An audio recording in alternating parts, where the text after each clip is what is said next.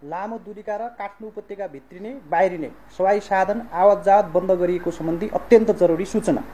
जल तथा मौसम विज्ञान विभागको पूर्वानुमान अनुसार यही असोज 18 देखि 20 गतेसम्म पूर्वमा कोशी प्रदेशदेखि पश्चिममा लुम्बिनी प्रदेशसम्म चट्याङसै हल्कादेखि मध्यम वर्षा भइरहेको छ।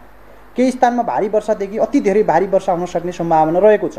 भारी वर्षा तथा अति धेरै भारी वर्षाका कारण आउन सक्ने बाढी, पहिरो, डुबान एवं त्यसबाट उत्पन्न हुन सक्ने सम्भावित विपद जोखिम न्यूनीकरण गर्न कोशी मधेस, बागमती, गण्डकी र लुम्बिनी प्रदेशका सबै जिल्लाबाट चल्ने लामो दूरीका र काठमाडौँ उपत्यका भित्रिने बाहिरिने सवाई साधन आवाजात मिति 2082 असोज 18, 19 र 20 गतेका लागि बन्द गरिएको निर्देशना अनुसार जानकारी गराइन्छ।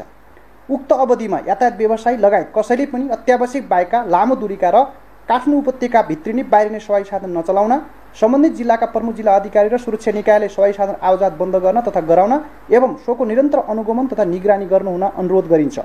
लामो दूरीका र काठमाडौँ उपत्यका भित्रिने बाहिरिने सवाई साधन चलाउन रोक लगाएका कारण यात्रु महानुभावहरूमा पर्न गएको असुविधाप्रति क्षमा प्रार्थी हुँदै सो अवधिमा अत्यावश्यक बाहेक यात्रा नगर्न, सुरक्षित तरिकाले घरमै बस्न र विपद सम्बन्धी आधिकारिक र अद्यावधिक सूचना तथा जानकारीहरू रेडियो, टेलिभिजन, अनलाइन सञ्चार माध्यम, सामाजिक सञ्चार लगायतबाट प्राप्त गर्नुहुन समेत सूचित गरिन्छ। राष्ट्रिय विपद जोखिम न्यूनीकरण तथा व्यवस्थापन प्राधिकरण।